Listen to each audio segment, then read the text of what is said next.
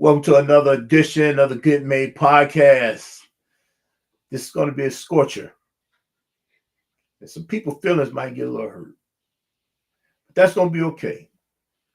Because the idea here is to kind of get us better, give us information so we can get better, to shine light on situations in order for us to do something a little different in life so we can continue to succeed and not get demolished as a group of people or as a culture, right? So one of the things that's been kind of coming to mind, and I thought it would be great, this guest would be a great person to talk about this based upon the work she do in this area. But I've been seeing a lot of feeds lately that's talking about black males or black males and how far we are behind the curve as far as literacy is concerned, right? As far as our reading comprehension and as far as us understanding what it is that's being put out in front of us as far as written language and things of that nature there, right? Which kind of always keep us in the forefront because, they're going to put everything that they want us to know on paper somewhere. And we're not reading it. So we get caught up. So my guest today, Alhamdulillah, I appreciate you coming on too, sis. My guest today is Sasha Abdullah. She has a program up in Cleveland that deals with literacy. And she's very instrumental in this field. I'm going to let her introduce herself a little bit more because I won't give her justice based upon who she is and what she got going on. So, Sasha, if you don't mind, give our audience, just give this Get Made podcast audience introduction to yourself. All right. Well, again, assalamu alaikum. Hello, everybody. My name is Sasha Abdullah, and I am from Cleveland, Cleveland's own, born and raised East Side. I am the mother of seven phenomenal children. And I am an advocate for literacy. This actually did not start in my childhood. This actually was something that developed, I would really say more so after I became Muslim over 32 years ago. And really understanding the necessity and the value of reading and writing as well. I started a nonprofit organization called ABC Read, and our mission is to develop and nurture a culture of literacy in Black and underserved communities. And I started this organization, actually it was established in 2012, the end of it, and then we started our programming. It was like the beginning of 2014. That's when we really started getting the ground up and running. And I also am a pre-K through fourth grade reading tutor. The name of my reading tutoring business is ABC Learn Tutoring. I also started a podcast myself, which my dear brother Hassan Clay was a guest on, which is called Real Reading Talk. I started that back in 2017, and it's still currently going strong. And then the last thing is I also created a brand called Reading is Freedom. You guys can see the mug over my right shoulder. And again, my focus has been all things literacy and empowerment for Black people. Because when I began to understand and reading about our history as Black folks, and that we come from a history of literacy, because I always like to start our history pre-trauma, pre the interruption, pre the disruption of the false notion of white supremacy. When you do the research, you will see that Black people have always valued literacy, valued reading in books. And in fact, in West Africa, where a lot of our ancestors were kidnapped and taken from, a lot of our ancestors who they say now, research says that about a third of our ancestors were not only Muslim, but very literate. Because again, like I spoken about earlier, as a Muslim, it is very important for you to read. That was the first verse that was revealed to our beloved Prophet Muhammad. May peace and blessings of Allah be upon him, was to read Iqra. So with all that being said, I definitely feel like that was necessary to start with that, with all of that information, so that we can have this, dynamic conversation about one of my favorite topics. Oh my gosh, man. Yeah, this is going to be beautiful today. I'm already itching in my seat with it, to tell you the truth. So before we get into our conversation, Get Made podcast, we have 3 questions that we start here, and I think you're going to appreciate probably a couple of these questions for sure, based upon what it is you do. So the first question, unless you got something else you need to do, I'm going to jump into this thing. All right, let's do it. All right, that's what's up. So the first question: what book have you read that has inspired you, that was written by a Black author, preferably a male Black author? Okay. So what I'll do is I'll definitely start with, because that's what the one you prefer, which is a book by a Black author. That book is called Awakening the Natural Genius of Black Children, and that is by Dr. Amos Wilson. Okay. Yes. So that book right there, totally transformational. I still use that as a guide for when it comes to trying to educate our community, when it comes to educating our Black children and getting them to understand that they've always had a history of wanting to learn, always being ahead of the game, always having that natural inclination to be the best of the best. That's why when Black folks, when we do stuff, when we enter into any arena, we always come, and when we come with it, with our super triple A game. And Dr. Amos Wilson talks about that. In terms of, the history, the foundation of that, and how we need to get back to that and nurturing that back in our communities. Okay. So that's one of the books. I, if you don't mind, could I mention one other book? Though, please, by all means, please, by all means. This is like one of my favorite things to talk about. So, post-traumatic slave syndrome. Okay. Dr. Joy DeGruy. That book right there. That book literally has absolutely helped to change my life for the better, because she addresses all of the issues that like the issues we're talking about with literacy, when it comes to economics, when it comes to our health, when it comes to our mental capacity, all of these things she addresses, and how the root cause of why we have all of these tumultuous issues in our communities is due to the trauma that was put upon our people, due to a demonic system that is anti-human.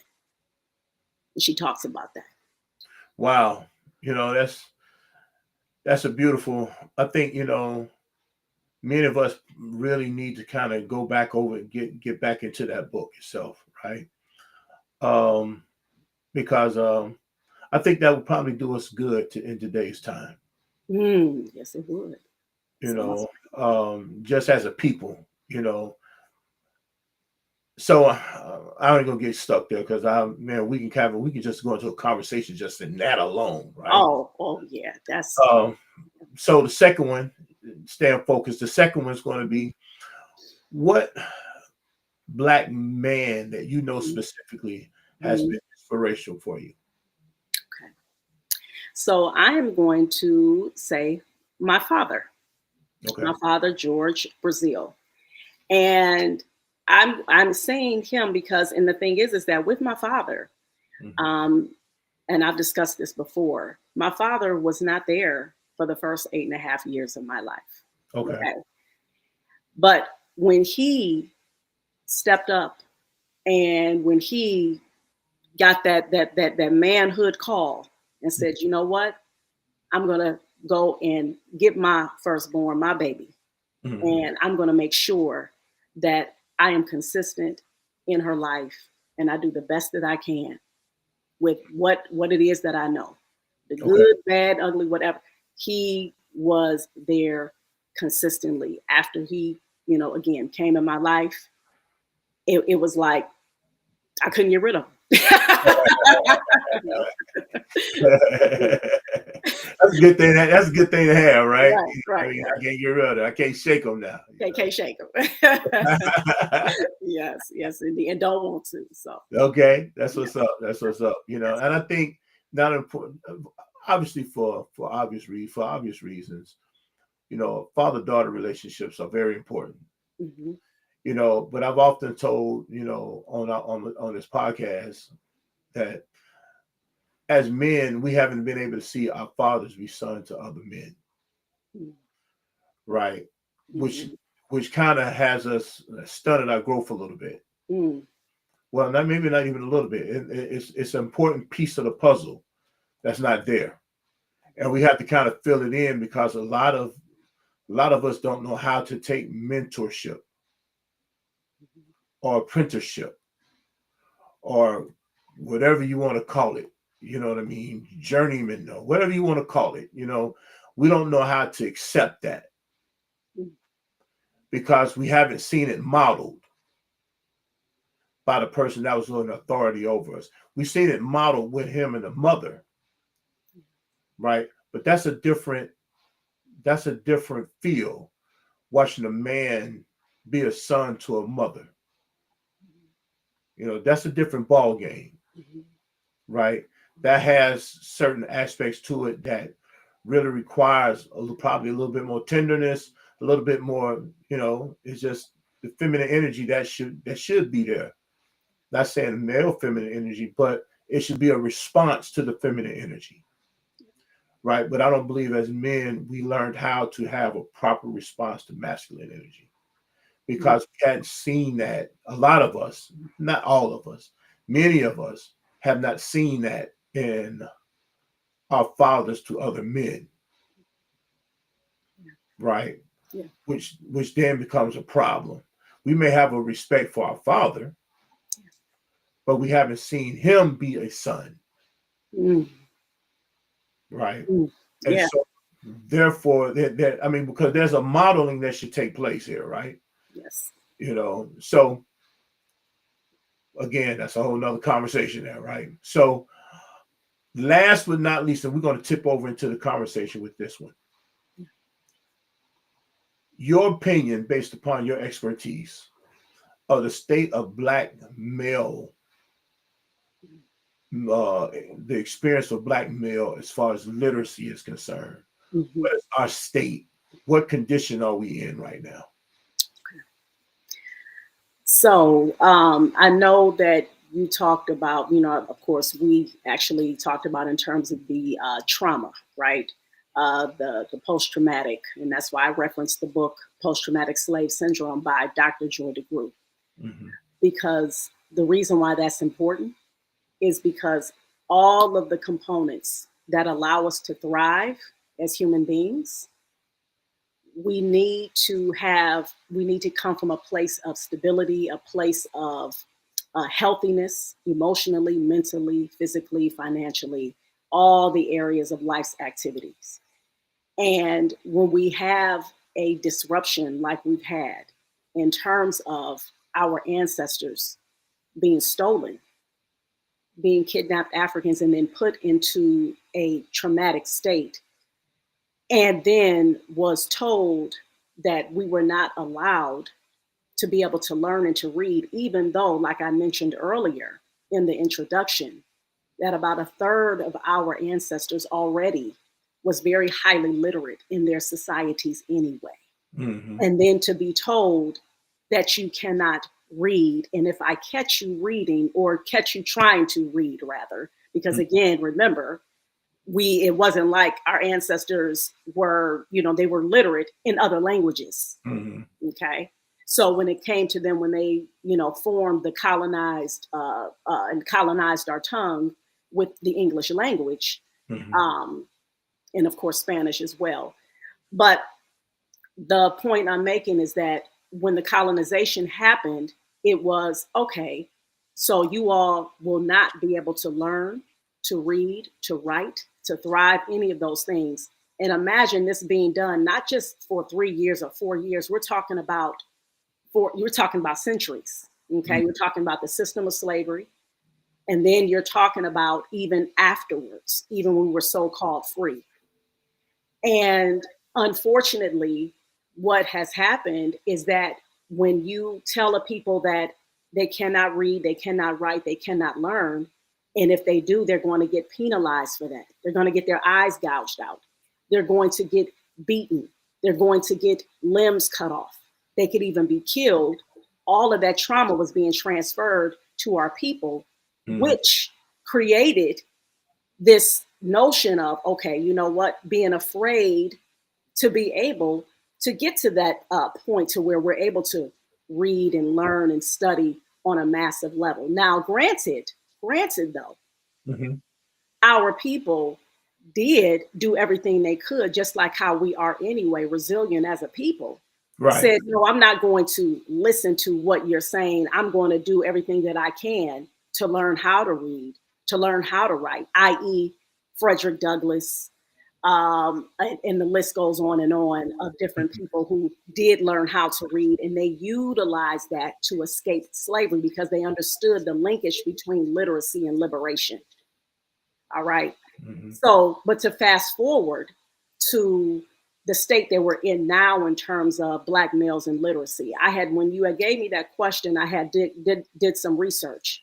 Okay. And there are some Black scholars, Black men scholars, by the way, Dr. Alfred Tatum, Dr. Aaron Johnson, and the other brother, please forgive me, his name is escaping me, but Dr. Alfred Tatum, I had heard of him already. Because I had got one of his books, because this is his area of focus, Black males in literacy. And they had actually did a report on this, and they had did a span from 1999 to 2020. And one of the things that they found is that during that course, you had literally they had did the national, it was the National Assessment of Education Progress, which is called generically the Nation's Report Card. And it had showed that in 2018, that you only had about 19% of our Black males who were in school who were actually, this was nationally. It's all right. This is a national study. It's a national data. Okay. Where you had the literacy rate of Black males was at 19%. And then when they looked at our Black males who were 12th grade seniors, pretty much the data had showed about 6% of our Black males were literate, meaning like, they at that grade level. Right. They're reading at that grade level. They're reading at that grade level. Okay. And in understanding that, and they were doing this research, and they come to find is that it's so interesting where you have these, because when they do this data and this research, this is so that policy can be created. Right. One of the things that they found is that it wasn't a lot of research, though. Like how you have the Journal of Research in different areas. You have the Journal of Research when it comes to literacy. It wasn't a lot of research done as to why that is.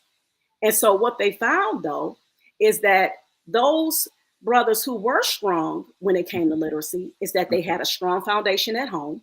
So they had great parental foundation when it came to reading literacy. So obviously they definitely saw parents or caregivers reading. They saw that being modeled. They were surrounded by books. They were also had a lot of cultural traditions that were rich, that were enriching. That was something that was modeled for them. For example, you had a lot of Black males who were rich in terms of literacy, taken to museums a lot, taken on trips. They were being immersed in different cultures and traditions so that they can be strong as it pertains to literacy. So that was the connections that they saw. So again, the strong foundation. So they got more exposure. They had more exposure. Exactly. So all of those things, those necessary components are very key when it comes to getting our Black boys into reading. And another aspect that they saw is that the books that our boys were exposed to, they were rich in their own ethnicity. So you have the racial component. So they're seeing characters, they're seeing information that's reflective of them and their communities.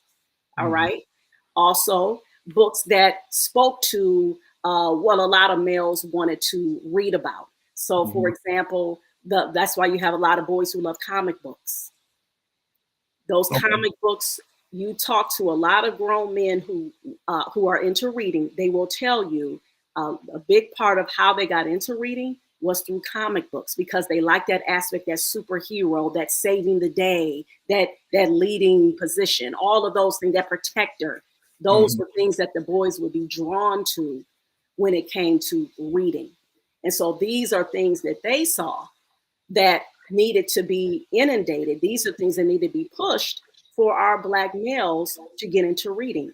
And also them being able to read books that were self-affirming, books where they saw themselves in a position of thriving, in a position of being able to have to excel, in position of excelling. Exactly. A great self perception, great self-esteem.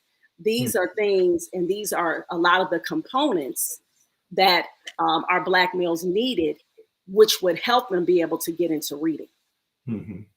So that's just some of the things in which today, as we see, as to why our Black males aren't reading, because a lot of those books that I just talked about, and a lot of that conditioning, the foundation of the homes, is not being nurtured like how it used to.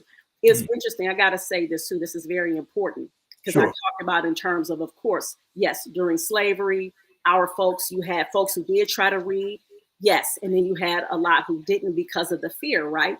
But after slavery, and of course I'm putting air quotes, after it was quote unquote over, you saw the literacy rates of Black people shoot up exponentially. That was the thing too that it talked about in that study.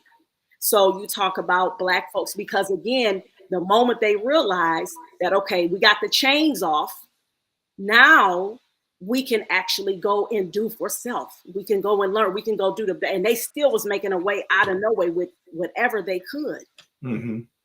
But once again, when you're still in a system that's anti-human, when we trying to do what we can to mind our own business, i.e. Black Wall Street, okay, i.e., all the other communities, what was that, Rosewood, all kind of communities, the list goes on and on, where Black people were in our own spaces saying, okay, we're going to do for self. We're going to, we're going to create our own schools. We're going to, create our own systems.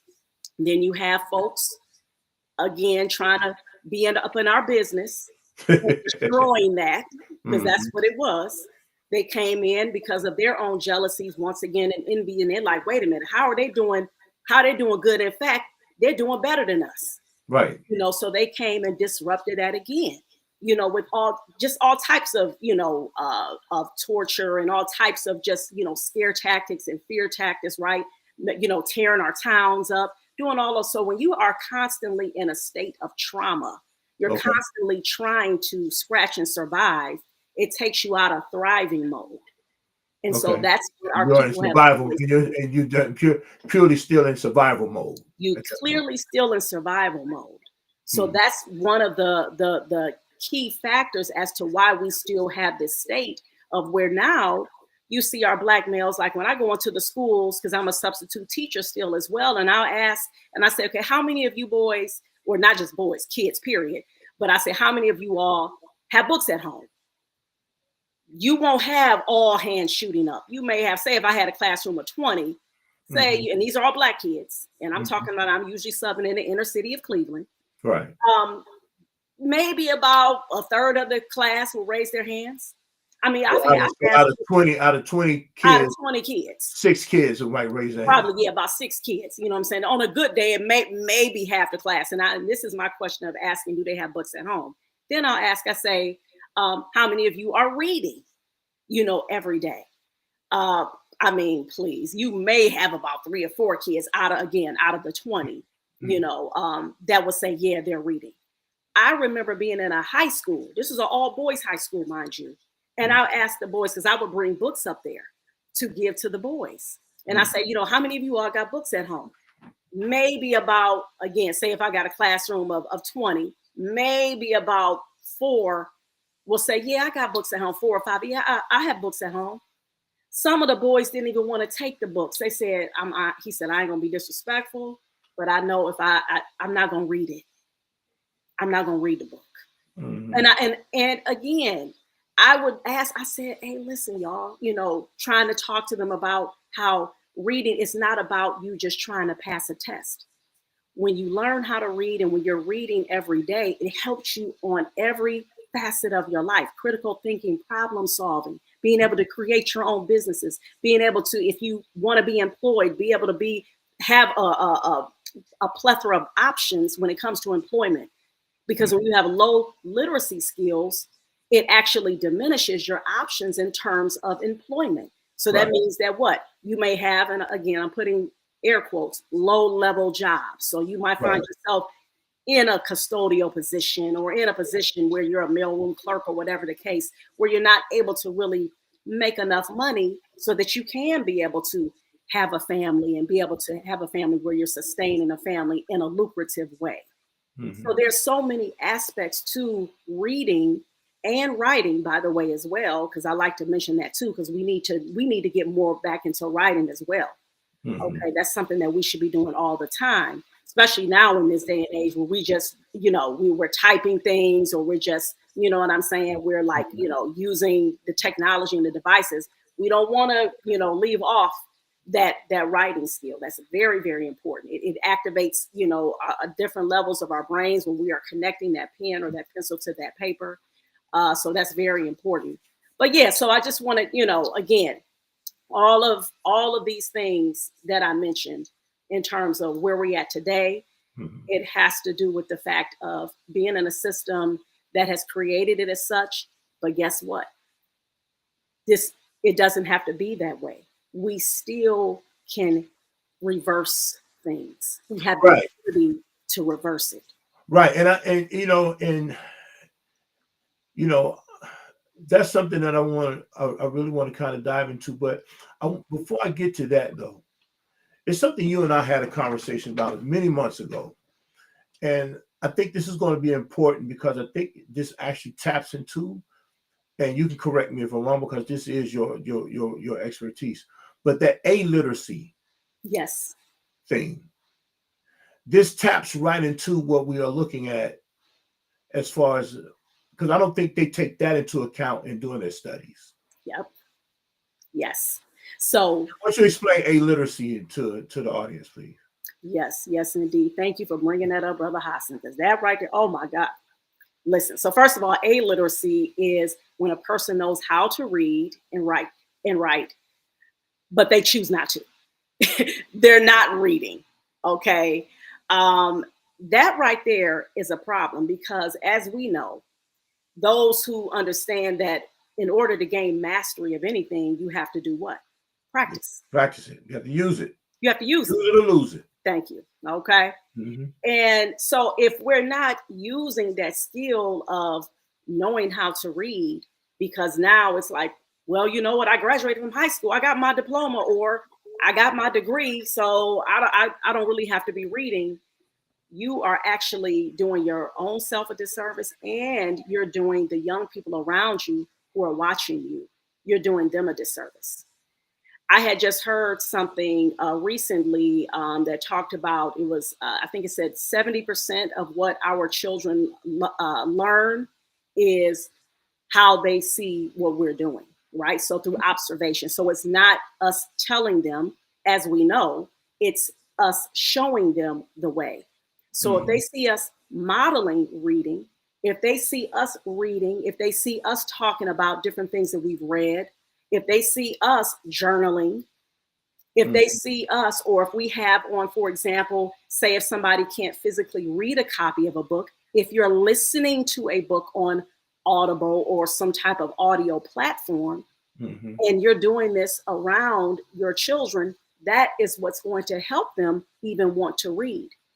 Because it blows my mind when you'll have sometimes some parents will be like, I don't understand, why Dante, he don't want to read, he tripping, I'm trying to get him to read this so he can be able to pass this test or whatever the case.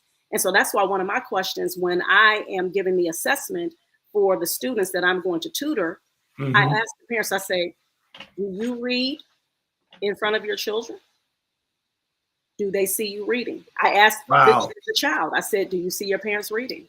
You think that come off for them as a parent? You think that come off as a judgment against them? Well, I mean, of course, you know what I'm saying. I definitely think there's always going to be that little component of that.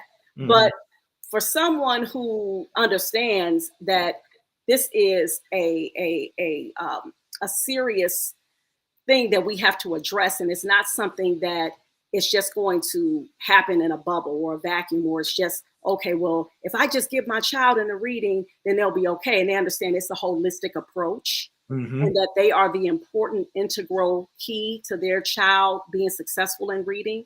Yes. And because I go into that, right? Because when I ask these questions, I definitely don't try to sound like I'm, so yes, are you reading it? Sounding like that type of person, right? It's more of a conversation, like, do they see you reading? And then I go into just like how we're talking, like, yeah, because I'm gonna tell you, boy, it's very important, when they see us reading, that's one of the You ways. have to educate them. You have to You know what educate I'm saying? them. So get them, and they're like, yeah, you know what I'm saying? Yep, that's right. You know what I mean? Because again, just how I am, I'm not, because I'm from that community. Right. I tell my story of, I didn't grow up reading. I didn't Mm. grow up seeing my parents reading. My parents were scratching and surviving. My Right. mother only had me, and she was doing the best she could as a single mom. And then again, like I told in the beginning, met my dad when I was 8.5 years old. And even though, my dad at the time was married, we had our household, it was more of a quote unquote family, togetherness. Still, it was not, I didn't see him doing things like reading all the time. And we didn't have this library of books and everything like that. It was like our family time was TV time. That was right. the TV time. Okay. So I knew I think that now is the devices. It's the right? devices. The It's devices. the devices. And the devices, again, it's a necessity. Yes, Right. we know we need, just like right now, we on a device, right? You know what I'm saying? Exactly. This is a great thing. This is when technology is being used for good. Mm-hmm. But if we're always in front of it, and if we are not utilizing it for good, what we're going to do is we're always going to gravitate to the things that are not going to help us get to be that best version of ourselves. And that's why it's extremely important for us to understand that we got to get rid of that old mentality that Black folks was raised on. Do as I say, not as I do. No. That's why I just explained that, listen, majority of the ways in which our children learn is by watching. You think about it, just like as an adult, if somebody says, I'm this and I'm that, and whoopty whoop whoopty, you gonna be looking at, okay, you can say all that, but show me What's the evidence of that? What's the evidence of that? Show me what you're working with. You know what I'm saying? Show me you're okay. You know what I mean? Like you can't just talk. Right. You know what I'm saying? You gotta prove. And then we want to see it done consistently. So that's the key. Right. And that's the other thing. That's the other thing. Right. Consistent. Yes. Sasha, it's crazy. When I was on your podcast, right? And for people go back and check out her podcast. I think I was about a month ago when I was on her podcast, right? I'm sure she got about 10 more episodes since then, because she's dynamic in this space, right? Yes. But I had a conversation when I was talking about how I used to kind of walk with a basketball and be reading all at the same time, right? Yep. And so a friend of mine who kind of brought that to my attention, right? Because one of the things that for me, and I think many Black males fall into this trap, is that I didn't want to be ridiculed by my peers, right? Even though I had these, I had this just frame of thought, these processes of thinking, these intricate thought patterns going on, even at that age, whatever, I understood the importance of education, but then turned my back on it because I didn't want to be ridiculed by my peers, right? That whole nerd thing or that whole whatever. bookworm thing, or you think you're better than us, or whatever, right? Even in having conversations, I used to kind of like, make them chill with a conversation with people come around. I didn't want them to know where I was, but at some point that caught up with me. Yeah. You know what I mean? At some point that frame of thinking caught up with me, and I really took some serious L's behind it. Right. And so now, and I look at that there's a multitude of young guys, young men like me, young males who like me. Yes. In that regard, probably have the aptitude to really, or the capacity to really excel, but then get caught with the idea that if I'm excelling, my friends, give me a good example. My wife went to school when we was back in Cincinnati, right? She went to a school called Woodward. What's up, Woodward High School? Former, Bulldogs, right? And so, but it was another school inside that school called Camus, right? It was like one of these excelling schools, right? For for kids and kids in this demographic. You know what I mean? And and so I hear some of the kids used to say, as adults now, I heard some say, man, we used to look at y'all and y'all be doing the cool stuff. We got to do all this work, y'all off in chemistry and algebra, and they excel in the AP. You know what I mean? They all on this type of level. Right. And then they looking at them, man, really though, we had some of the cats would be over there. Really though, we was lightweight hating on y'all because y'all had it going on. You know what I mean? We were stuck over here. They identified that they was trying to get them to excel. And part of the other part over here was they weren't, they kind of lightweight written us off. Yep. You know what I mean? And so, and there's that whole thing within the division within our own community. Yes. When it came to the aspect, well, since they written us off, that I'm just gonna be what they, I'm gonna be what they want me to be.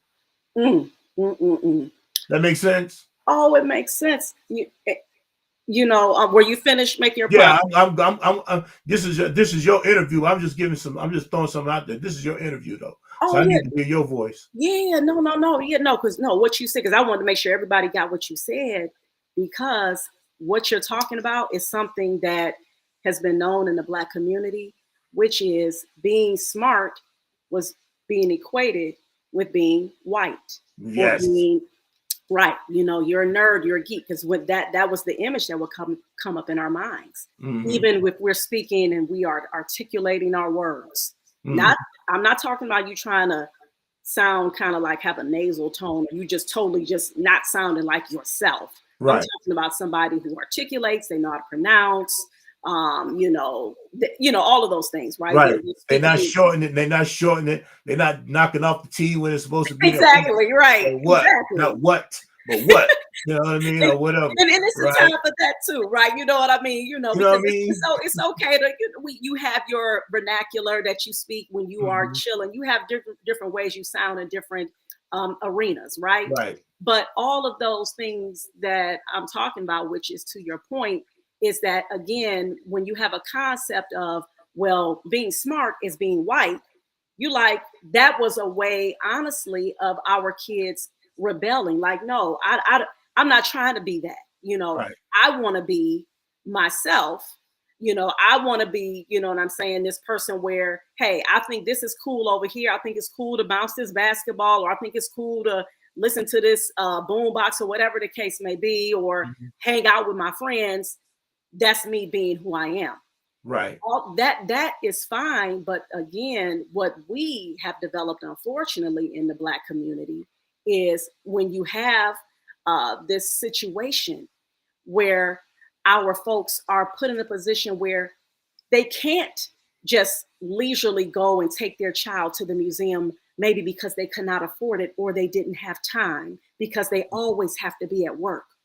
Or again, like I talked about in my situation, and unfortunately a lot of Black folks' situations, growing up in a single parent household, where you see your mother, she's working 1, 2, 3 jobs maybe, and then you become like how I was, and a lot of kids in the 80s, the latchkey kid, where Right. you're coming home by yourself, and then you have to handle all of these different things on your own. You're learning, so you may have been getting a lot of life skills in a way, though, but it wasn't nurtured in a supportive way. Everything again is a response That was to the by environment. necessity situation. Exactly, by necessity. So everything is this is response. Okay, well, we can't be able to leisurely take our children to the library like how a lot of the white families would be able to do, where they would take, able to take their kids to the libraries when they wanted to, or you may have a stay-at-home mom and she can do all that, those types of things. But we come from communities where a lot of us weren't able to experience that.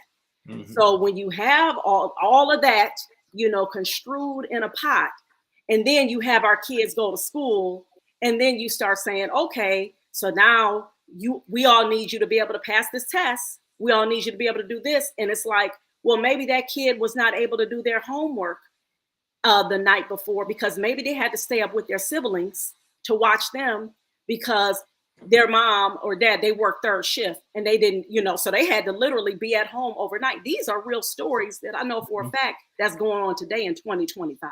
Right.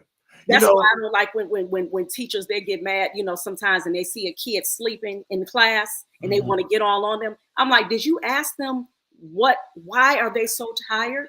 What happened the night before?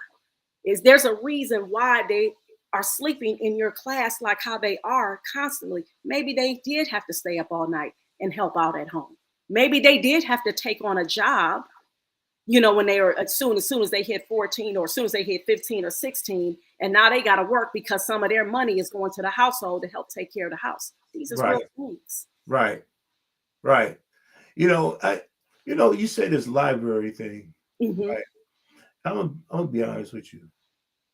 I think in my lifetime, if I can sit down and really think about it, maybe besides going to the library inside the school because you had to go there, right?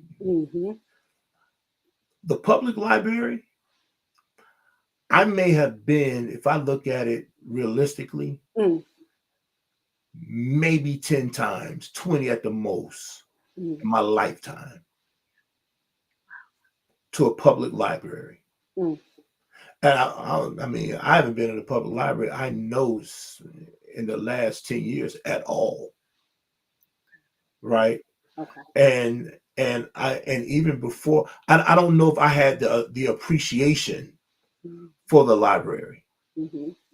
Right. Because it wasn't something that, even though, literally the libraries I look at right now, growing up, I don't think I even knew where it was down south when I moved down south.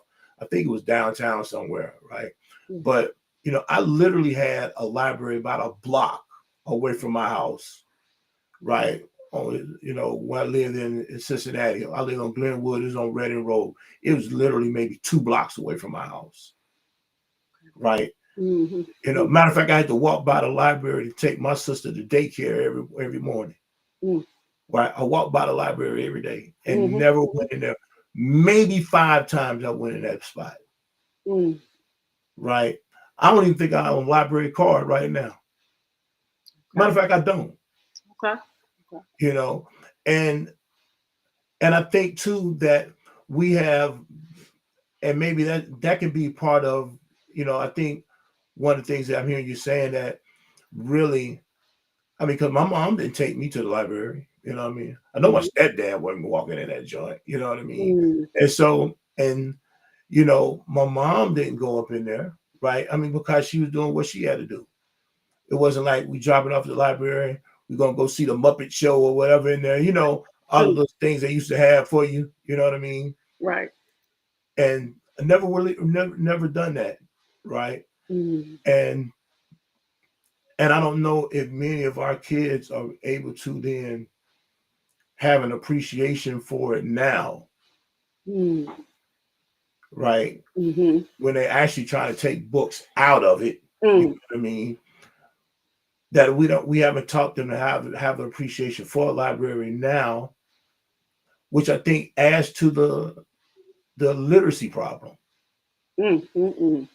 This is a perfect segue because that's one of the things that they are trying to do, now that, we got this new person, or I don't even want to call him a person, whatever, in office.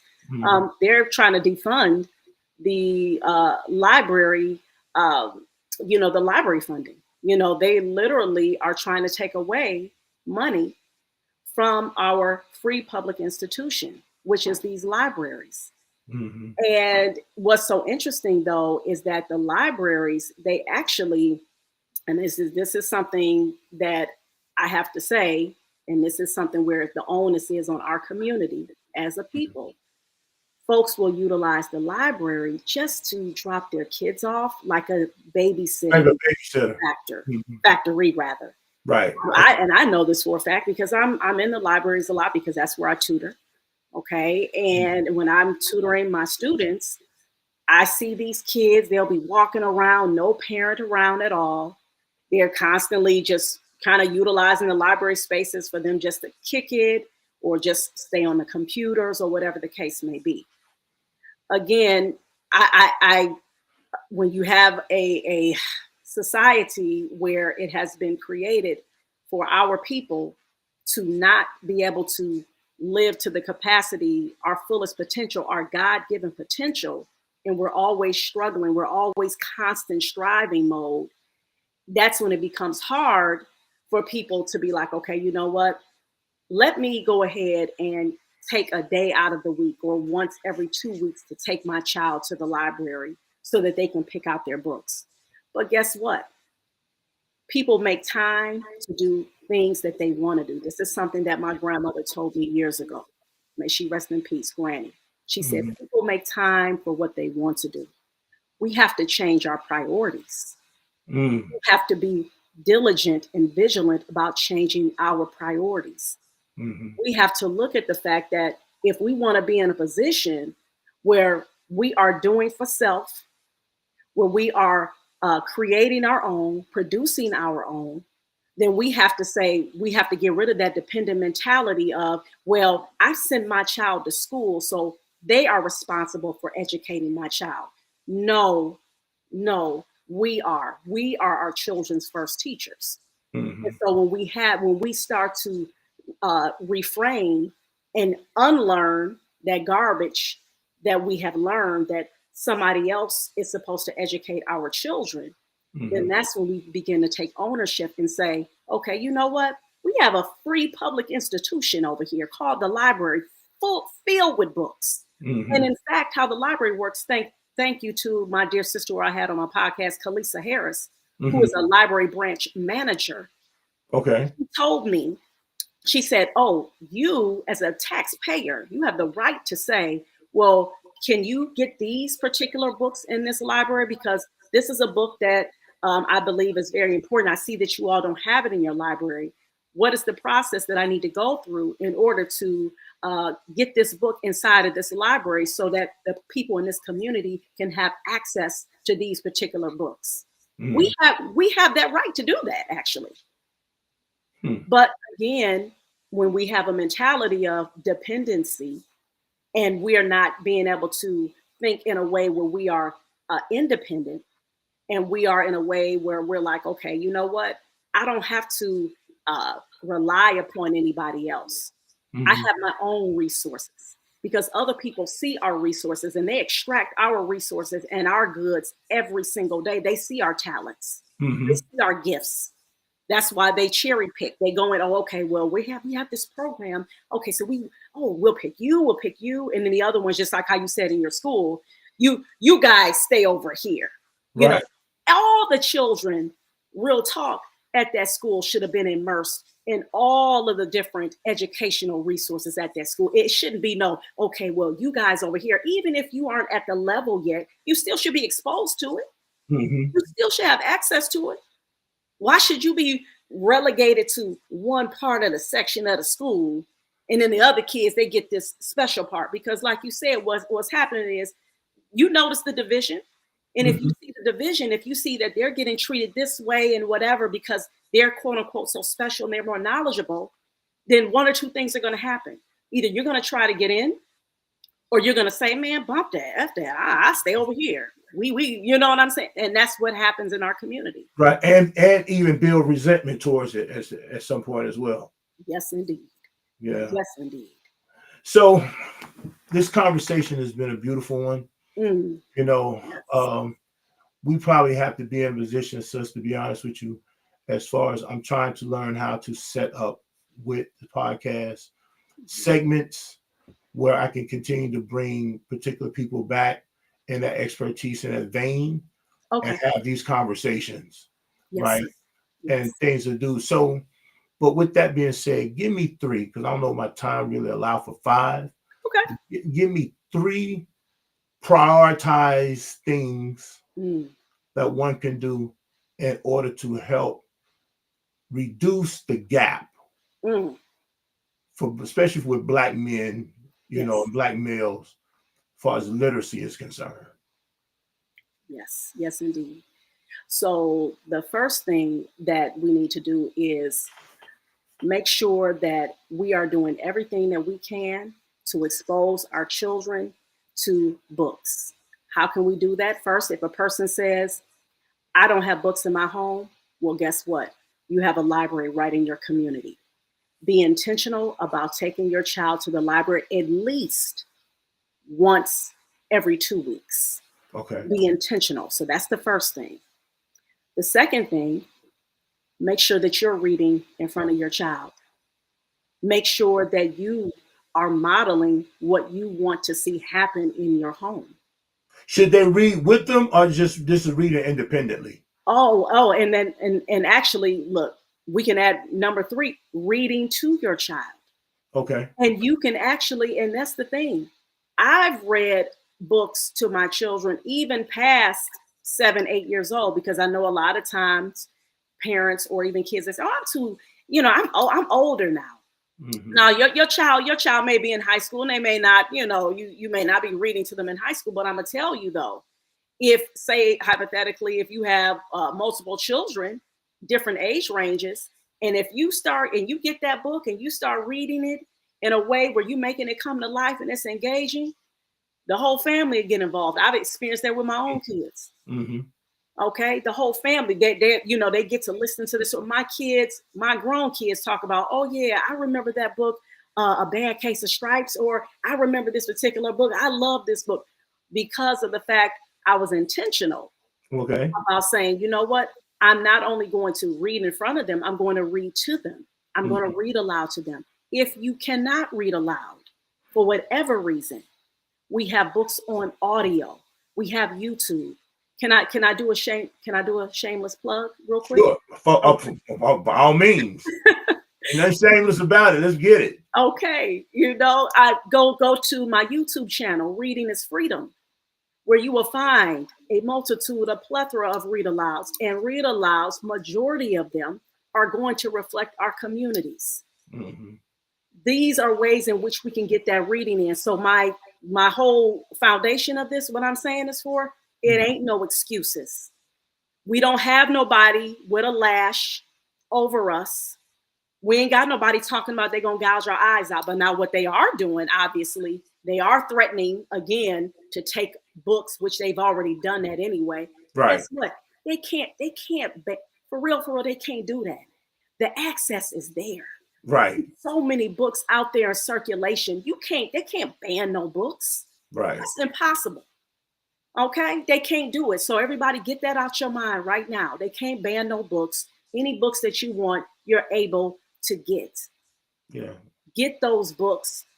Read those books. Read to your babies. Take them to the libraries. When you know about at the libraries too, one of the things, and I'll end with this, they have a lot of times they'll have programming where people will put on different literacy programs, just like that's one of the things that ABC Read, our organization, does. We partner with one of our local libraries, East Cleveland Public Library, and we have programming that we put on there. We've been to the other libraries in our communities, putting on literacy events, read alouds, having literacy workshops. And we're not the only ones. There are plenty of folks who do that in communities. But the only way you're going to know that is if you actually go to the libraries, get their catalogs, because every library has it, where they have programmings. They have They may have a coding shop there. They may have a journaling, a workshop, or they may have an art workshop. They have so many things to get our community to the libraries. So utilize those things. But this is a holistic approach. So it ain't just about the kids. Everybody has to be on board when it comes to fighting this horrible illiteracy crisis that we deal with in our Black community. Wow. Wow. Thank you so much. Thank you so much for that. Those are some actionable steps that Yes. we can actually start today. It's not going to take a mint, you know what I mean? MINT, meaning it's not going, you don't have to break your bank to be able to do it. It just requires your effort, your time. It requires your effort, your willingness, the deliberateness, your intention, being intentional on being it, and in the process, increasing yourself in literacy. Because the reality of it is, we can all stand some improvement. I don't care. I'm a PhD. I still can stand to improve. Yeah. I mean, we can all stand to improve. Nobody, you don't reach the pinnacle of anything until you die. Right? And that's your end of it. You know what I mean? Because knowledge, the knowledge is so vast that you can never exhaust it, get beyond it. As Allah says, if all the trees were pens and all the seas were ink, and you had 7 more like it, you'd never exhaust the words of Allah. Come on. Right? And so that means we can keep studying, learning until we never get to the end. But that doesn't mean don't do it. Don't try it. Don't get in the game. Right? So, I want to thank you for the work that you putting in, because you are on the ground with what you got going on. So I want to thank you for that effort. And for full transparency, you have been a supporter of the Get Made podcast, and of me, you bought, with my book, you bought the copies of my book to pass out to individuals, and so definitely appreciate the support in that. And so tell everyone how they can reach you, where they can view you, how they can subscribe to your platform, and everything that you're there. Yes. So you can follow me. We can connect on Facebook. So I have actually a couple of pages. You can actually type in my name, Sasha Abdullah. And then I have our ABC Read page. I see that has on the ticker at the bottom of your podcast. Yes, thank you. So yes, ABC Read is the organization you can follow. So it's ABC Read on Facebook. And then when you go to IG, it's abc.read as well. And again, you can subscribe to my YouTube channel, Reading is Freedom. So that's where you'll, find me in those different places. All right. So this has been another great episode of the Get Made podcast. I want to definitely show appreciation to our sister Sasha Abdullah, with the tireless work that she put in with literacy, and also trying to encourage you to put that program together for literacy, so she can put that book out there, you know what I mean? And, she keeping people how to read these books. She need to put a book out there too. Hint. So, but also let the people know about the chapter that you have written within a book, though. Oh, yes. Thank you. I appreciate that. So I'll say this real quick. So, yes, I've been a part of Authors Masterclass. Shout out to Sister Asia Nasir, nonprofit organization. Jessica Cares. Jessica Cares. She has led the way of me and 9 other phenomenal women in us publishing or self-publishing our very first book called Her. And it stands for Healed, Empowered, Resilient. And each of us have our own chapter. In my chapter, y'all, I'm focusing on escaping the fear trap house.